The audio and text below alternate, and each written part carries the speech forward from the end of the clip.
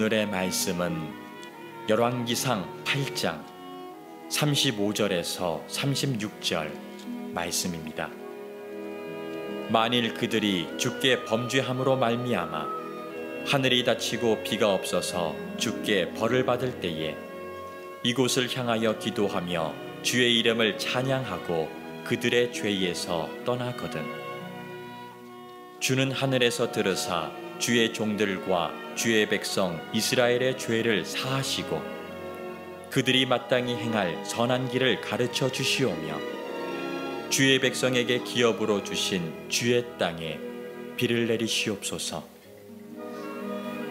아멘.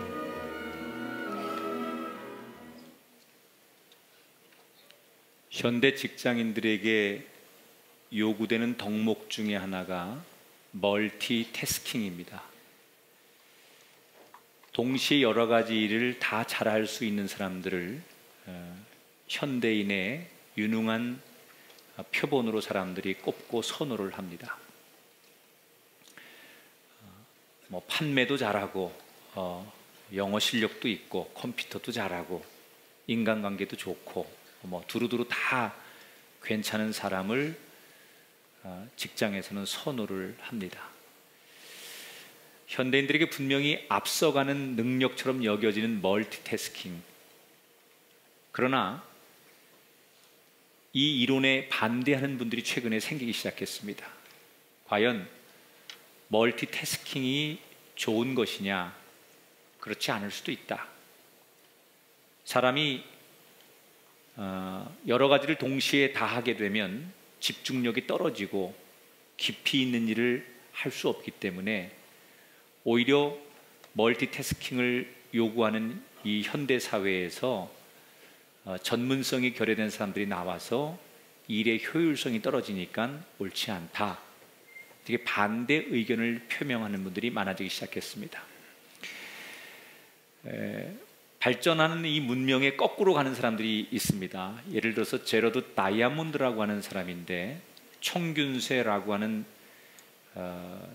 책을 써서 베스트셀러를 만든 흥행 작가입니다. 이 제러드 다이아몬드는 너무나 유명한 사람이기 때문에 강연이 굉장히 많이 쇄도하고 그리고 출판 제의를 많이 요청받습니다. 그런데 의외로 이 사람은 컴맹입니다. 세계적인 최고의 작가 다이아몬드라는 사람이 컴맹이라는 거예요. 소위 앞에서 얘기한 멀티태스킹과는 정반대의 길을 가는 사람입니다. 왜 당신은 유명한 작가인데 컴퓨터를 쓰지 않고 효율적으로 일하지 않느냐? 그랬더니 이 다이아몬드가 이런 얘기를 합니다. 나는 본질적으로 작가인데 작가가 하는 일 이외의 다른 것으로부터 내 능력을 뺏기고 싶지 않다. 내가 책 쓰고 글을 읽고 문학적인 도움을 받는 일 이외에 다른 것들, 비본질적인 것들로 내 삶이 행복할 수 없다. 그래서 나는 컴퓨터 하게 되면 이메일도 해야 되고 페북도 해야 되고 답글도 달아야 되고 너무 복잡하니까 나는 글 잘 쓰고 책 읽는 이 본질적인 거 하나로 만족한다. 그럼 책을 어떻게 씁니까? 그랬더니 자기는 필요한 게 있으면 메모를 한대요. 그냥 아무데나. 그리고 녹음을 한대요. 컴퓨터를 못하니까. 그래서 녹음된 그 내용을 쓰고 싶은 내용을 비서한테 주면 비서가 다시 컴퓨터로 옮겨가지고 책을 만들어낸다는 거예요. 그래도 자기는 불편하지 않다는 거예요.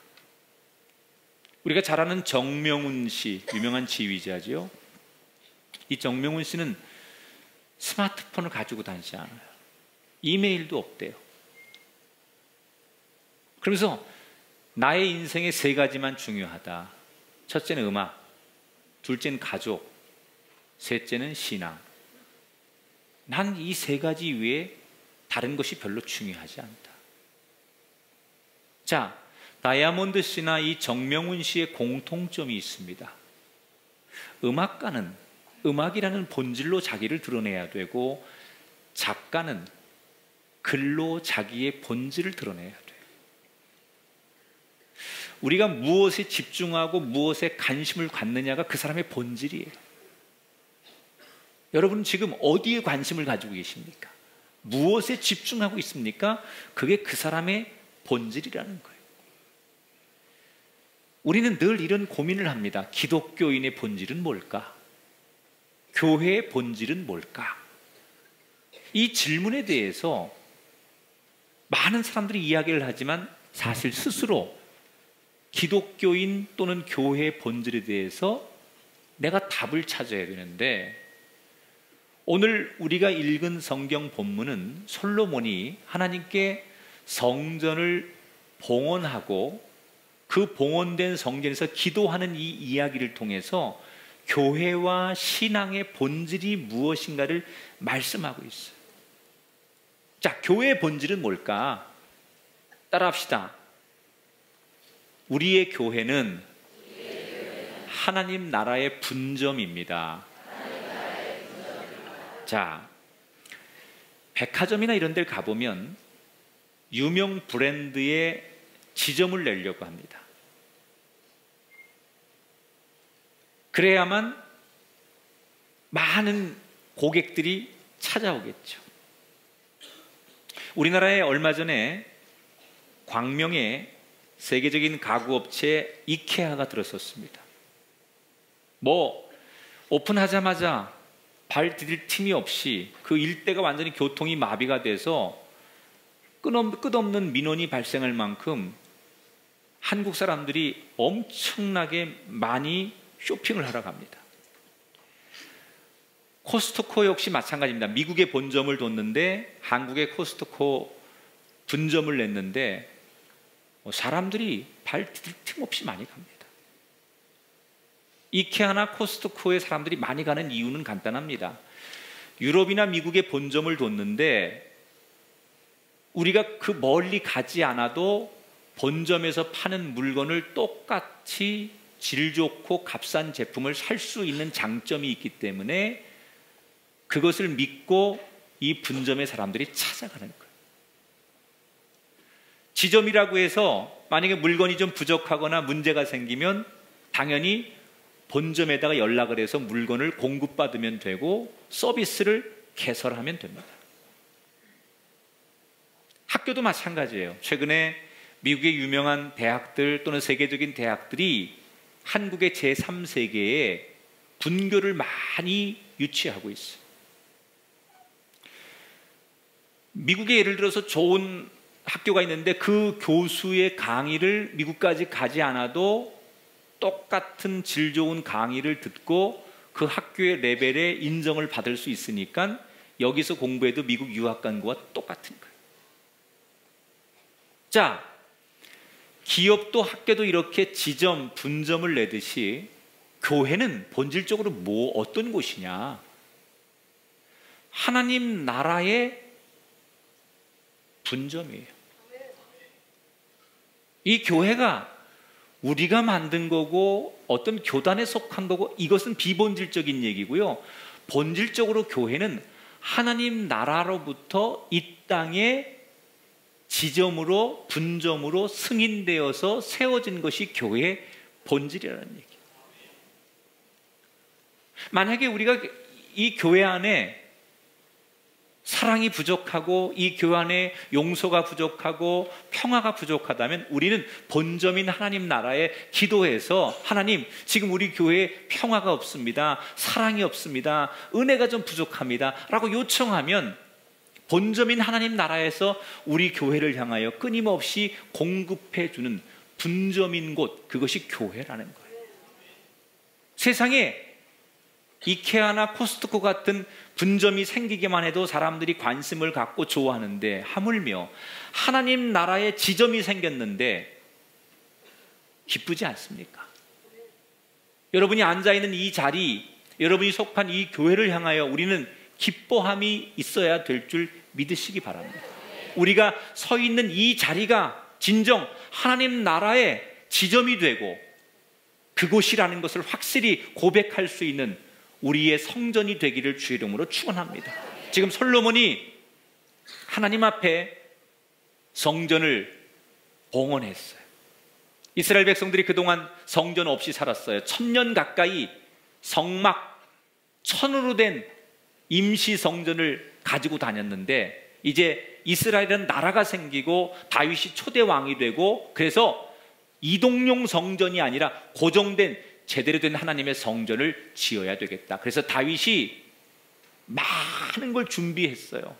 경제적으로 건축을 하기에 필요한 재료들, 이런 모든 것들을 다 준비해 놓고 성전을 지으려고 했는데, 하나님께서 너는 성전 짓지 말아라.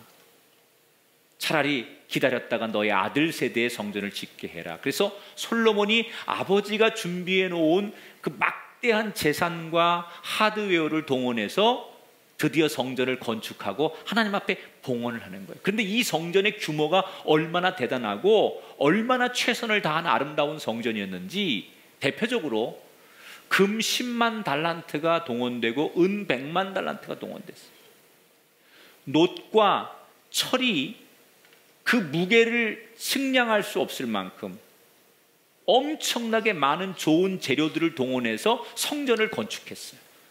그 당시 가장 값비싼 목재가 백향목이었는데, 이 백향목을 가져다가 하나님의 성전의 기둥으로 세웠어요. 이 세상 누가 져도 더 이상 화려하고 아름다울 수 없게끔 최선의 최고의 성전을 솔로몬과 이스라엘 백성들이 지어서 하나님 앞에 봉헌하는 거예요. 여러분, 얼마나 기쁘겠어요. 우리가 지금 여러분이 앉아 계신 이 성전을 건축하고 봉헌할 때 많은 교인들이 울었어요. 그런데 그때 울었던 교인들은 어떤 분인 줄 알아요? 이 성전을 짓는데, 하나님의 성전을 짓는데 어렵지만, 어떤 분은 자기 집을 담보로 해서 헌금을 드린 분이 있고, 어떤 분은 적금을 깨서 드린 분이 있고, 자기 폐물을 가져다가 하나님 앞에 드린 분이 있고, 매주마다 매달마다 이걸 쪼개어가지고 약속해서 하나님 앞에 어렵지만 헌금을 건축원금으로 드렸던 그런 분들은 최선을 다했기 때문에 내 믿음과 눈물과 삶이 들어간 이 교회 앞에서 이 봉헌을 할 때 너무 감격해서 눈물이 났던 거예요. 솔로몬과 이스라엘 백성들이 최선을 다해서 지어서 봉헌하는 이 성전을 보고 감격스러우니까 눈물이 나는 거예요. 이렇게 하나님 앞에 최선을 다한 성전을 딱 봉헌했는데, 곧바로 그 성전 안에 놀라운 일이 벌어졌어요. 10절 11절을 볼게요. 제사장이 성소에서 나올 때 구름이 여호와의 성전에 가득하매 제사장이 그 구름으로 말미암아 능히 서서 섬기지 못하였으니 이는 여호와의 영광이 여호와의 성전에 가득함이었더라. 따라합시다. 여호와의 영광이 성전에 가득했더라. 자, 하나님께 성전을 탁 봉헌해 드렸더니 그 성전 안에 하나님의 영광이 가득했다. 이 말은 하나님의 임재하심을 모든 사람들이 느꼈다는 얘기예요. 여러분, 이게 교회의 본질이에요. 교회는 하나님이 거하셔야 교회예요. 교회는 하나님을 느낄 수 있어야 교회예요. 하나님이 영광 받으시는 곳이 교회지, 하나님이 없다면, 사람만 보인다면, 사람만 모인다면, 교회 시설만 있다면 그건 콘크리트 건물일 뿐이지, 사람만 있다면 그건 모임일 뿐이지 교회가 아니라는 거예요. 하나님의 영광이 나타나고 하나님의 임재가 나타나야만 그게 교회라는 거예요. 아무리 교회를 현대적으로 멋있고 화려하게 지었을지라도 그 안에 하나님이 계시지 않으면 그 건물은 아무것도 아니에요. 그냥 하나님 없는 빌딩, 콘크리트 건물일 뿐이라는 거예요. 성도들이 아무리 사람들이 많이 모이고 유명한 사람들이 그 안에 모여도 모인 그 사람들이 하나님의 이름을 높이지 아니하면 그때부터 그곳은 더 이상 교회가 아니에요. 종종 교회 소식을 들어보면 교회들이 시기와 질투와 분쟁, 이런 게 있어요. 그럴 수 있습니다. 교회도 사람들이 모이는 곳이고 죄인들이 모이는 곳이니까 그 안에서 시기도 일어나고 분쟁도 일어나고 다툼도 일어날 수 있어요. 그러나 중요한 것은 그런 것들이 하나님의 영광보다 더 그 공간을 많이 채우면 그때부터는 교회가 아니라는 거예요. 갈등할 수 있죠. 우리끼리 불편할 수 있죠. 그러나 그것이 하나님의 영광보다 더 가득하다면 그것은 더 이상 하나님의 성전이 될 수 없다는 거예요. 우리의 신앙생활도 마찬가지예요. 우리의 삶 속에, 우리의 심령 속에 뭐가 가득합니까? 어떤 사람이 아무리 그럴듯하고 성공적인 인생을 살았을지라도 그 사람의 삶 속에, 심령 속에 하나님이 계시지 않는다면 그는 아무것도 아니에요. 성전 안에 하나님이 거하시지 않으면 그냥 콘크리트 건물인 것처럼 그 사람이 아무리 성공하고 대단한 사람일지라도 그 심령 안에 하나님이 거하지 않는다면 살과 피로 만들어진 육신뿐이지 그를 가리켜서 영적인 삶이라고 말하지 않는 거예요. 영적인 삶이 되려면 그 사람의 삶에, 그 사람의 심령 속에 하나님이 거하셔야 돼요. 바라기는 여러분 심령 안에 하나님이 거하시기를 축원합니다. 그래야 내가 하나님을 모시는 성전으로 살아가는 게 내 인생이에요. 그래야만 우리 가정이 거룩한 성전의 가정이 되는 거예요. 지금 솔로몬이 지은 이 성전에 하나님이 찾아오신 것처럼 바라기는 우리의 교회에도 우리의 가정에도 특별히 여러분의 삶에도 하나님이 찾아오시기를 주님의 이름으로 축원합니다. 그래서 우리의 인생 속에 하나님의 영이 가득한 것을 우리가 보고 느낄 수 있을 때 그게 성도의 본질이라는 거예요. 그게 교회의 본질이라는 거예요.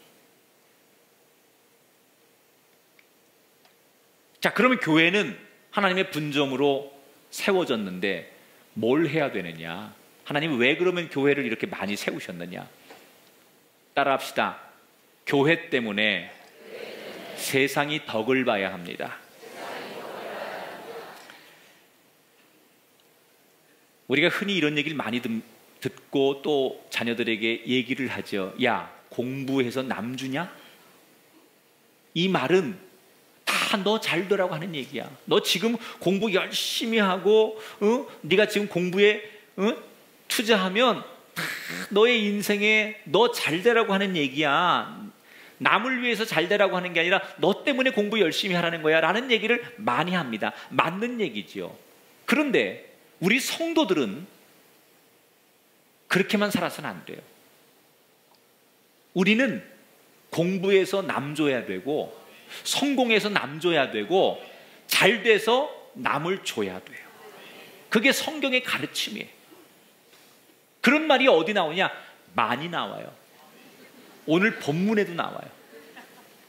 41절에부터 보면 이런 말이 있어요. 먼 지방에서 온 이방인이라도 성전을 향하여 기도하거든 부르짖는 대로 이루사 땅의 만민이 주의 이름을 알고 그랬어요. 자, 성전은 이스라엘 사람들만을 위한 것이 아니라는 거예요. 이방인들도 유익이 돼야 된다는 거예요. 심지어 멀리 살아서 하나님을 모르는 사람들일지라도 만일 그들이 하나님께 기도하고 간구하면 하나님이 들으시고 응답해 주시는 곳이 성전이어야 된다는 거예요. 우리끼리만 좋은 곳, 우리끼리만 행복한 곳이 성전이 되면 안 되고 예수 모르는 세상 사람들도 언젠가 이 성전 때문에 하나님 앞에 기도하고 하나님 앞에 돌아올 수 있는 그런 유익함이 있는 곳이 성전이 돼야 된다는 거예요. 예를 들어 볼게요. 요셉이 보디발의 집에 노예로 팔려갔어요. 그런데 보디발이 복을 받았어요. 누구 때문에요? 요셉 때문에. 야곱이 삼촌 라반의 집으로 도망을 가서 노동 착취를 당하고 비인간적인 대우를 받았지만 그 삼촌 라반이 끊임없이 그 집이 복을 받았어요. 누구 때문에? 야곱 때문에. 보디발이 잘해서 복을 받은 게 아니라 요셉이 거기에 있었으므로 요셉 때문에 보디발의 집이 복을 받고, 라반이 잘해서 복을 받은 것이 아니라 그의 삶은 형편이 없지만 그 옆에 야곱이 있었기 때문에 야곱 때문에 라반이 복을 받았던 것처럼, 하나님의 사람인 여러분 때문에 여러분의 가정이 복을 받고, 여러분 때문에 여러분 동료들이 복을 받고, 여러분 때문에 여러분의 자녀가 복을 받고, 우리의 교회 때문에 이 땅이 복을 받을 때 그게 교회의 본질이고 그게 성도의 본질이라는 얘기예요.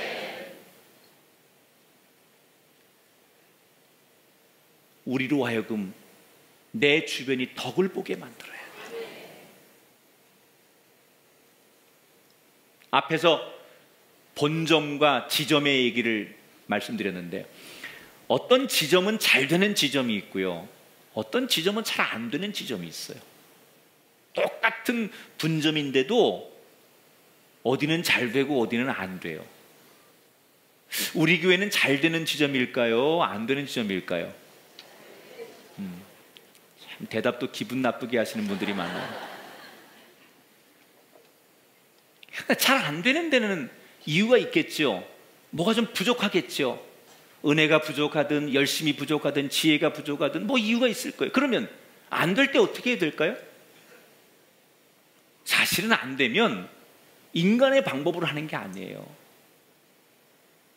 본점인 하나님 나라에, 하나님, 우리가 이런 게 부족해서 안 돼요. 우리가 이런 것 때문에 어려워요. 하나님 도와주세요 라고 본점에 요청을 하면 부족한 것을 메꿔주고 서비스를 충족해주고, 그래서 안 되는 곳이 잘 될 수밖에 없도록 만들어주는 거예요. 여러분의 인생도 마찬가지예요. 하나님이 우리를 이 땅에 보내신 여러분, 하나님 나라에 여러분이 분점이고 지점이라면, 여러분 부족할 때마다, 여러분 인생에 불량품이 나올 때마다 하나님께 요청하십시오. 기도하십시오. 간구하십시오. 부르짖으십시오. 하나님께서 여러분의 인생을 메꿔주시고 채워주실 줄 믿습니다. 교회는 세상이 부족함을 메꿔주는 곳이 돼야 돼요. 작년에는 세월호의 아픔과 절절함 때문에 온 국민이 힘들어하더니, 올해는 메르스의 세균 때문에 두려움과 공포 속에 사람들이 위축되고 경제가 마비되고, 대한민국은 국제사회에서 미아가 될 것 같은 위기에 처했어요. 그 사람들이 상처와 두려움 속에 어디로 가야 할 줄 몰라 해요. 지금 도대체 우리의 미래는 어디 있으며 누구한테 위로를 받아야 될까? 여러분, 지금 정치권, 제도권 이런 데서 우리를 케어해주고 위로해줄 수 있습니까? 사람들이 누구도 믿지 못하는 거예요. 이때 아무도 기댈 데 없고 아무도 믿지 못하고 세상이 흉흉할 때, 교회는 세상에 부족함을 메꿔주는 최후의 보류가 돼야 되고, 희망이 없는 곳에 교회는 끝까지 희망을 주는 사람이 돼야 되고, 사랑이 없는 곳에 교회는 사랑을 퍼주는 곳이 돼야 돼요. 그게 우리 힘으로 되는 게 아니에요. 우리도 하나님께 요청하는 거예요. 여러분, 부족하면 꾸짖지 아니하시고 후히 넉넉히 주시는 그 하나님께 손을 내미는 저와 여러분이 되기를 주의 이름으로 축원합니다. 자, 솔로몬이 이렇게 하나님 앞에 아름다운 성전을 잘 봉헌한 다음에 기도하는 거예요. 근데 그 기도가 어떤 기도냐면 7가지 기도 제목을 드리는데, 그 기도 제목이 이런 거예요. 하나님, 우리가 이렇게 하나님 앞에 아름다운 성전을 잘 봉헌했는데 살다 보면 우리 삶에 위기가 올 수 있지 않습니까? 여러 가지 우리 삶에 가난과 질병과 전쟁과 기근과 많은 위기가 올 때, 그때 하나님, 우리가 다시 하나님의 성전을 바라보면서 우리 삶의 위기 앞에서 기도하면 하나님이 꼭 들어주시고 응답해 주시옵소서라고 솔로몬이 지금 기도하는 거예요. 그런데 그 기도의 끝이 어떻게 맺어지느냐? 30절에 보니까 주의 백성 이스라엘이 이곳을 향하여 기도할 때 주는 그 간구함을 들으시되 주께서 계신 곳 하늘에서 들으시고 들으시사 사하여 주옵소서 그랬어요. 따라합시다. 성전을 향하여 솔로몬이 기도하는 내용 가운데 제일 많이 등장하는 표현이 성전을 향하여라는 말이 반복돼요. 이 말은 교회를 향하여 기도하면이란 뜻이에요. 여러분, 성전은 하나님이 거하시는 곳을 성전이라고 해요. 하나님이 머무시는 곳을 교회라고 해요. 지금 솔로몬의 내용은 뭐예요? 우리가 하나님이 거하시는 성전을 향하여 기도하면 하나님이 우리의 삶의 가난과 질병과 전쟁과 배고픔과 삶의 위기로부터 우리를 건져 주실 줄 믿습니다 라고 솔로몬이 기도하는 거예요. 여러분, 이 기도가 우리의 기도 되기를 축원합니다. 우리가 살다 보면 수백 가지 수천 가지 삶의 위기가 올 때 우리는 하나님을 향하여 기도하기만 하면 하나님께서 우리 삶의 가난과 질병과 위기와 고통 앞에서 우리를 지켜주시고 다시 일으켜주시고 회복시켜주시고 우리의 죄를 사하시는 분이심을 믿으시기 바랍니다. 성전을 향하여 기도하라. 이제 이스라엘 백성들에게 성전이 생겼으니까 우리가 살다가 어려운 일이 생기면 누구든지 이 성전을 향하여 기도만 하면 하나님께서 그 기도에 응답해 주실 줄 믿습니다. 그런 기도를 솔로몬이 대표로 하는 거예요. 자, 이 성전을 향하여 기도한다라는 이것을 제일 잘하는 사람들이 누구냐? 이슬람 사람들이에요. 이 무슬림 사람들은요, 세계 어디를 가든지 제일 먼저 확인하는 게 뭐냐? 딱 도착하자마자 동서남북을 확인합니다. 그리고 자기들의 메카가 있는 쪽을 딱 정해놓고 그쪽으로 절을 하기 시작해요. 그걸 자기들은 기도라고 해요. 메카는 이슬람의 성전을 말하는 거예요. 자기의 조국에 있는 그 성전을 향하여 하루에 5번씩 매일 기도를 해요. 거기에 자기들이 믿는 신이 있다고 생각해서 그 성전이 있는 쪽을 딱 정해놓고서 하루에 5번씩 기도를 합니다. 그런데 여러분, 이게 구약 성경에 보면 이 이슬람 사람들처럼 구약의 사람들도 이렇게 성전을 향하여 기도한 내용들이 많이 소개가 돼요. 구약 시대 사람들은 하나님이 성전에 계신 것을 믿기 때문에 성전이 있는 쪽을 향하여, 다니엘이 그렇게 기도했죠. 하나님의 성전이 있는 쪽을 향하여 하루에 3번씩 기도했더라. 그런데 이런 기도의 행위가 예수님이 오면서 이런 사고가 완전히 깨지게 됩니다. 사마리아 여인이 예수님께 어느 날 이렇게 질문했어요. 하나님이 계신 곳은 여기 사마리아입니까? 아니면 예루살렘에 있는 겁니까? 하나님은 어디 계신 겁니까? 이렇게 물었어요. 그랬더니 예수님 뭐라고 대답해요? 이것도 저것도 아니요, 신령과 진정으로 예배하는 곳에 그 어디라도 하나님이 계시니라. 구약시대까지는 하나님은 성전 안에 계신 하나님이라고 생각했어요. 그래서 성전을 향해 기도했어요. 그런데 예수님이 오시면서 뭐라고요? 신령과 진정으로 예배하는 곳, 그곳이 바로 성전이고 그곳에서 신령과 진정으로 예배하고 기도하는 그곳에, 그 성전에, 그곳이 어디든 간에 하나님은 함께 하신다 그랬어요.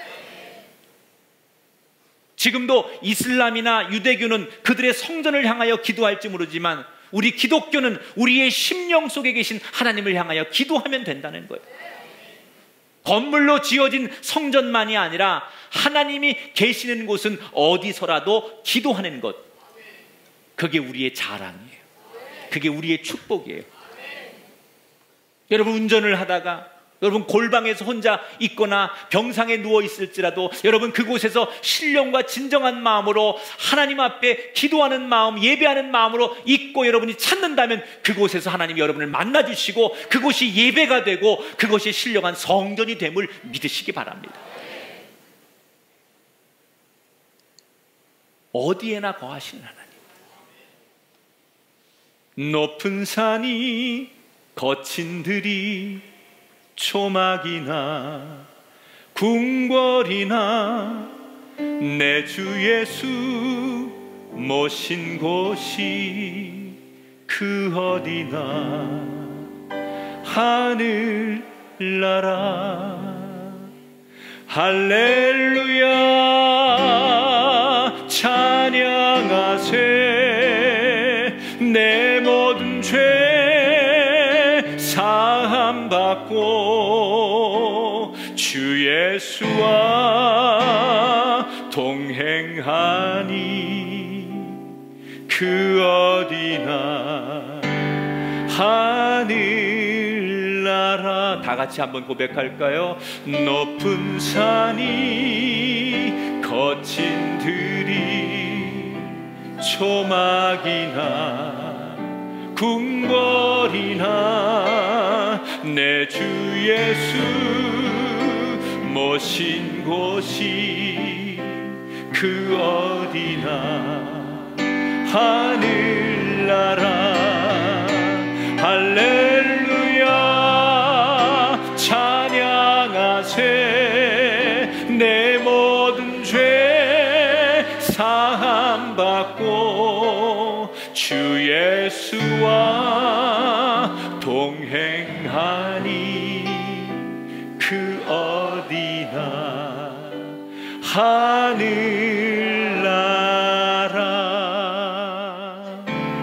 아멘. 여러분의 성전이 생기게 되길 축원합니다. 여러분의 인생 속의 삶의 한가운데 날마다 이 치열한 세상의 한복판에서 신령한 마음, 진정한 마음으로 하나님을 바라보는 그곳이 여러분의 성전 되길 바라.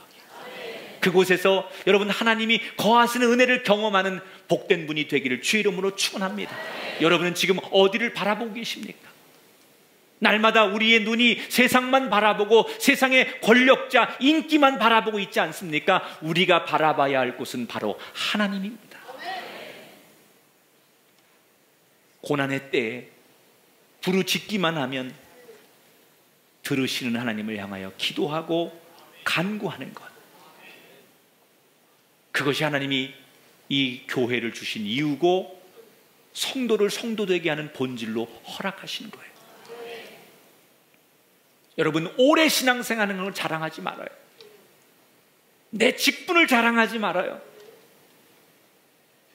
내가 아무리 오랫동안 화려하게 신앙생활 했을지라도 내 안에 하나님이 계시지 않는다면 아무것도 아니에요. 아무리 크고 아름답고 거룩해 보이도록 건물을 짓는다 할지라도 그 속에 하나님이 계시지 않는다면 그것은 그냥 콘크리트 건물에 불과한 거예요. 그 안에 무엇이 들어있느냐가 중요합니다. 교회 건물 없어도 돼요. 아니, 작고 초라한 건물의 교회도 괜찮아요. 그 안에 하나님이 계시면 그게 성전이고 그게 교회고 그게 하나님을 만나는 거예요. 하나님이 계신 곳은 하나님 나라 본점의 분점일 뿐이에요. 우리는 세상에 선을 대면 안 돼요.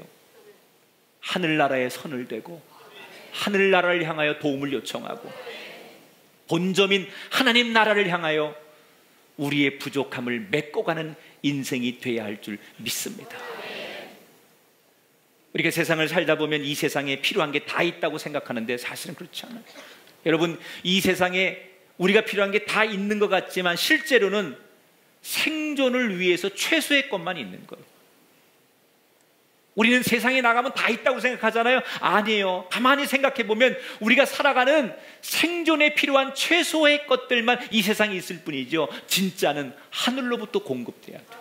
세상이 줄 수 없는 평화와 기쁨과, 아무리 돈이 많아도, 아무리 인기가 있어도, 아무리 권력을 줘도, 아무리 내가 갖고 싶은 거 다 가졌어도 그 안에 기쁨과 만족과 행복과 평안이 없다면 하늘로부터 오는 본질적인 것이 회복되고 공급돼야만 우리가 진짜 기뻐하고 만족하고 감사할 수 있는 거 아닙니까? 이제 그 하늘로부터 오는 그 은혜를 맛볼 수 있는 본질적인 성도 되시길 바라면서, 이 교회가 하나님 나라의 분점인 것처럼 우리 역시 하나님 나라의 작은 배사 같은 사람이고 그 나라에 보냄받은 한 사람임을 잊지 마시고 교회의 본질을 회복하고 신앙의 본질을 회복하는 아름다운 순례의 길을 걷는 복된 믿음의 동역자들이 되시기를 주님의 이름으로 축원합니다.